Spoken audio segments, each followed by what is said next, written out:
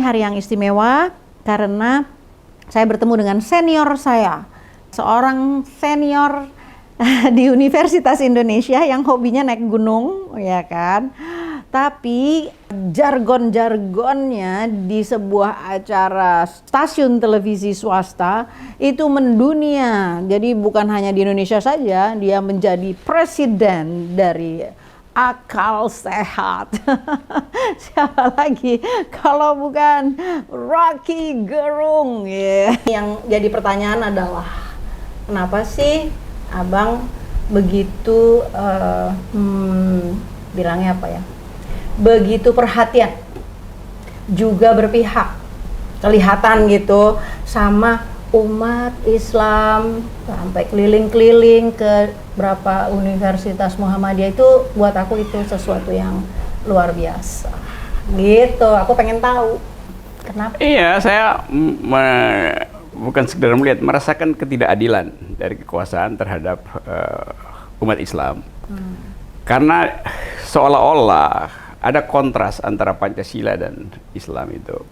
Dan itu berbahaya sebetulnya tuh. Jadi saya membela hak Muslim Society, rekan-rekan sewarga negara saya untuk hidup setara di Republik ini. Itu mulai dengan 212 yang begitu berniat untuk menuntut keadilan, tapi bahkan diberitakan pun tidak kan. Jadi orang bilang saya pro 212. Enggak, saya bukan pro 212. Saya pro hak rakyat untuk tahu apa itu 212 tuh. Dan saya ingin kalau saya digituin juga 212 pro saya gitu kan. Karena kita sama-sama ada di dalam kehidupan republik, bukan kehidupan kerajaan. Jadi pemerintah nggak boleh bikin diskriminasi itu. Nah, ada banyak jalan menuju keadilan, menuju keadilan dunia atau keadilan langit bahkan itu. Nah, saya hanya ingin mengingatkan bahwa semua jalan itu adalah jalan warga negara. Memulai politik identitas Muslim, politik Pancasila, politik liberal, segala macam. Yang penting jangan pemerintah lakukan diskriminasi. Jadi orang bisa memilih jalannya sendiri kan, jalan hidupnya sendiri, jalan politiknya sendiri. Sama seperti ada puisi di bukunya Nisa Renggani, seni teman saya. Bunyinya begini, beri aku satu pintu dari banyak jalan menujumu. Mu itu huruf besar itu. Jadi warga negara juga begitu tuh, menuntut agar supaya semua pintu boleh dipakai. Saya hanya minta satu pintu, bahkan ditutup kan nggak boleh kan? Itu kira-kira tuh.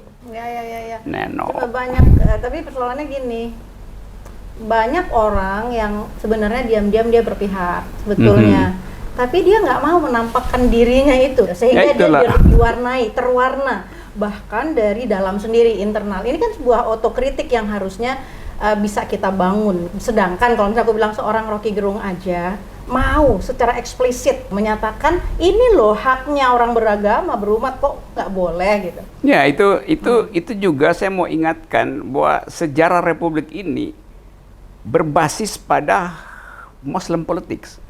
Kan Pancasila itu 22 Juni ada Piagam Jakarta tuh. Yang bunyi sila pertamanya, ketuhanan yang Maha Esa dengan kewajiban menjalankan syariat Islam bagi pemeluk-pemeluknya. Lalu karena kelegaan hati Muslim Society yang mayoritas, mereka bersedia untuk menunda atau bahkan menghapus 7 kalimat di belakangnya tuh, sehingga tinggal kalimat ketuhanan yang Maha Esa itu. Tetapi dia tidak dihapus dari memori kolektif bangsa, dia dihapus dari teks Pancasila itu. Tapi memori kita tahu bahwa Piagam Jakarta itu juga adalah inti dari perjuangan kemerdekaan tuh. Nah itu yang mesti kita ingatkan. Jadi seolah-olah kalau udah dihapus maka politik Muslim itu udah nggak boleh ada lagi tuh loh. Orang berpolitik bahkan dengan daya pikat agama itu biasa sah, karena orang ingin dapat jalan lain selain yang disediakan oleh ideologi yang lain kan. Jadi status itu yang ingin saya bela sebetulnya tuh. Nah saya udah saya beri banyak kuliah di universitas, termasuk universitas Islam banyak juga. Saya masuk beberapa pesantren untuk bicara soal ini. Dan justru di pesantren, saya bahkan masuk ke pesantren Abu Bakar Basir, Ruki, yang dianggap sebagai sarang radikalisme. Enggak, radikal. Saya diterima di situ dan kita berdiskusi dengan akal sehat tuh. Dan saya membaca bahwa kebanyakan sebetulnya dari yang dianggap sebagai teroris lah atau apa, yang menuntut justice aja tuh. Jadi kalau pemerintah sediakan social justice, maka politik yang basisnya adalah identitas bisa dialihkan energinya menjadi tuntutan sosial kan. Jadi seolah-olah itu dianggap sebagai ingin membawa Indonesia ke dalam bentuk teokratis. Saya nggak nangkap itu. Karena orang Indonesia selalu ingin agar supaya dia menjadi warga negara sekaligus bertakwa kepada Tuhan itu. Itu kan tradisi awal di kita. Mau dari sejarah politeisme, sejarah apa namanya itu macam-macam sejarah di belakang kita sampai akhirnya agama masuk, agama Islam masuk, agama Nasrani masuk, agama Hindu macam-macam. Jadi antropologi kita memang basisnya adalah belief, keyakinan terhadap Tuhan, keyakinan terhadap kekuasaan adikodrati. Itu mau dihilangkan. Nah itu yang saya nggak setuju. Atau diguncang-guncang lah gitu. Ya bahkan kalau bagian itu disebut sebagai radikal, maka saya tentang itu sebetulnya. Insya Allah ya, dari sebagai Muslim lah ya, sebagai Muslim saya tentu banyak sekali Muslim yang melihat ini sebagai satu keajaiban ya, keajaiban. Dari saya tanya-tanya mak-mak misalnya kan, penggemarnya Bang Rocky kan mak. Iya Neno. Oh iya, sampai satu hari ya saya buka aja nih, saya terheran-heran pergi ke rumahnya Abang, terus di apa namanya di satu bukan gazebo ya, apa ya, rumah pondok ya gitu ya, pondok. Ada mukena ya. Saya sampai wow gitu. Terus saya bilang, wah ini jangan-jangan sebentar lagi dinobatkan namanya jadi Muhammad Rocky Gerung. Saking bahagianya ya. Dan gini nih, ada satu hal yang menjadi pertanyaan tapi Neno nggak bisa jawab. Yang jawab adalah Abang. Selubung apakah namanya sehingga sikap kemurnian ini tadi ya, itu kan kemurnian datang dari satu pemikiran yang sangat teduh, mendasar. Lihat ini loh, ada Piagam 12 Juni, ada peran, ada historicalnya. Tapi ketika justru orang-orang itu yang memerintah nggak bisa melihat itu dan kemudian malah melakukan apa ya istilahnya kepada rakyatnya sendiri itu loh, nggak membuat lega. Itu selubung apa sih sebetulnya yang ada gitu? Neno nggak bisa jawab itu. Apakah memang spirit kekuasaan itu yang menjadi muaranya atau apa? Ada satu periode ketika kekuasaan itu kehilangan kemampuan untuk membaca sejarah rakyatnya tuh, sejarah bangsanya tuh. Nah itu periode yang diselubungi oleh ketakutan melihat perbedaan.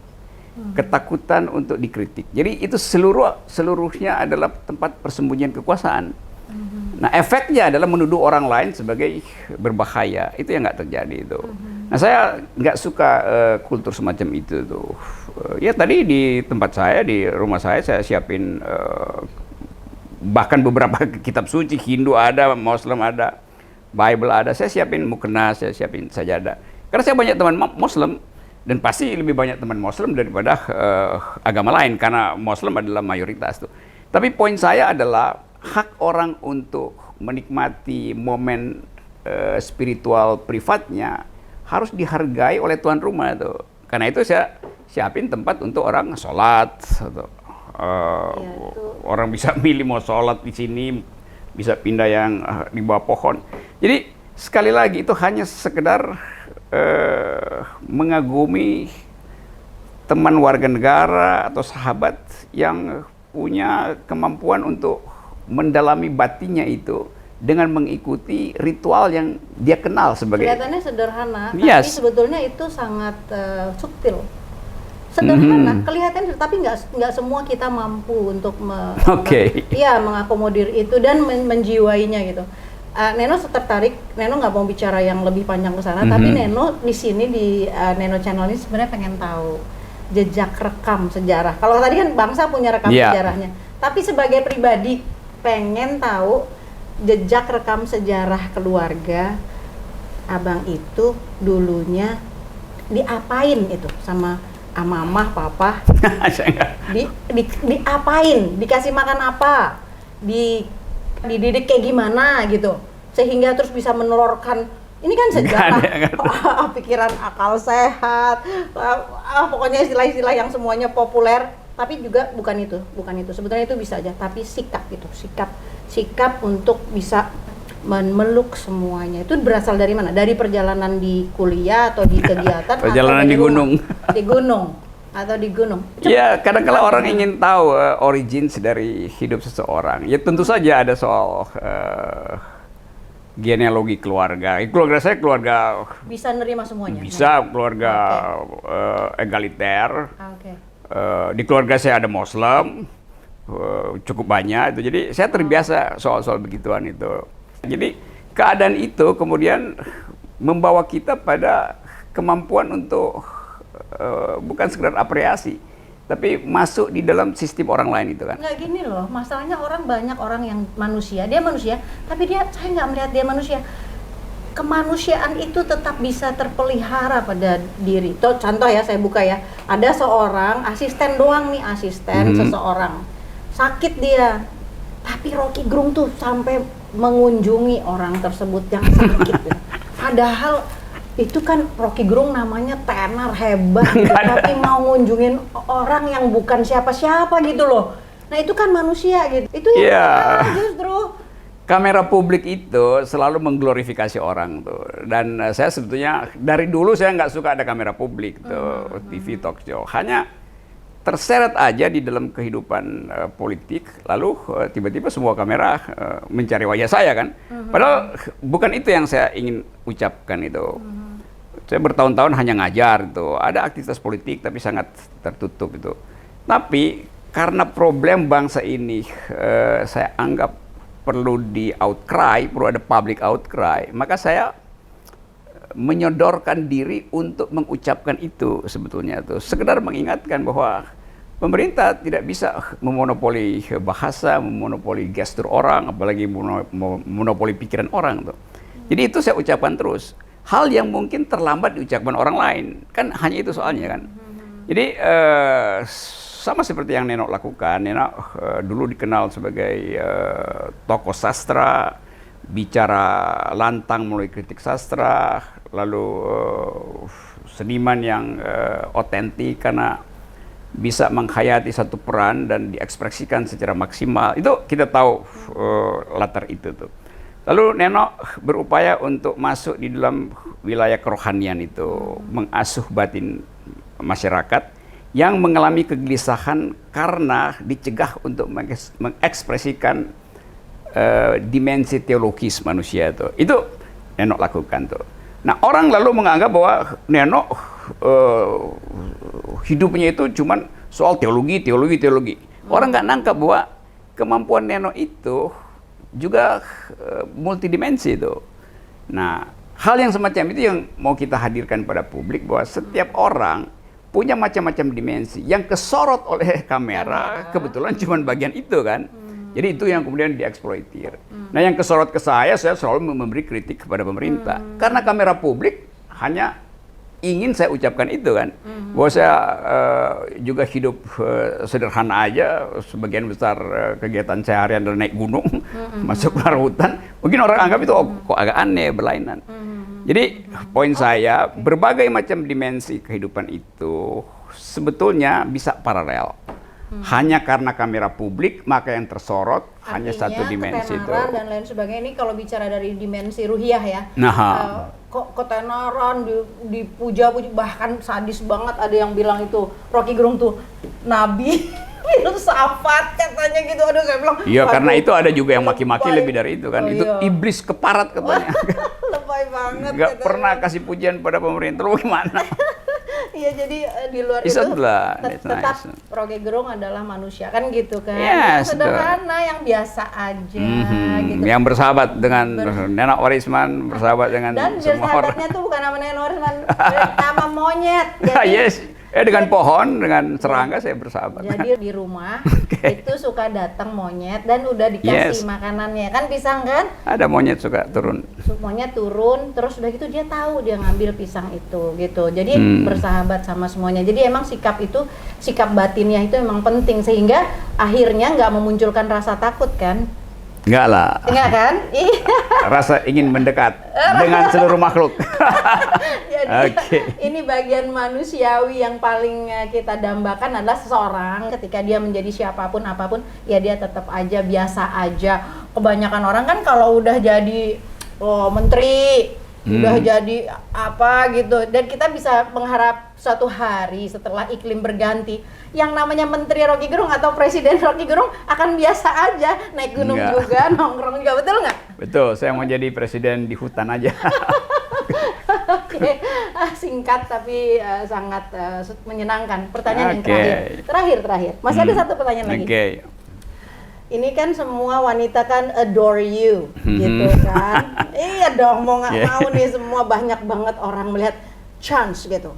Chance-nya apa? Waduh, ini Pak Rocky Gerung atau Bang Rocky atau Prof Rocky ini kenapa ini kok belum menentukan pilihan juga nih, menikah, memilih seseorang. Emang patah hati atau takut punya anak, tanggung jawab karena lebih senang ke hutan, atau apa, ada yang lebih ideologis nggak jawabannya itu, atau emang belum ketemu?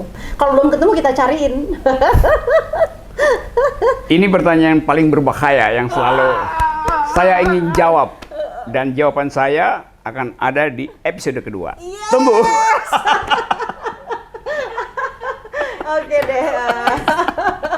Terima kasih, alhamdulillah kita sudah ngobrol dengan abang saya yang dari UI juga nih. Dulu sih nggak kenal, tapi ya alhamdulillah, mudah-mudahan ya tetaplah jadi manusia. Jangan jadi hewan, jangan jadi apa-apa, tapi pokoknya jadi manusia. Ini kita belajar. Thank you, Neno. Terima kasih. Thank you. Ya, assalamualaikum warahmatullahi wabarakatuh.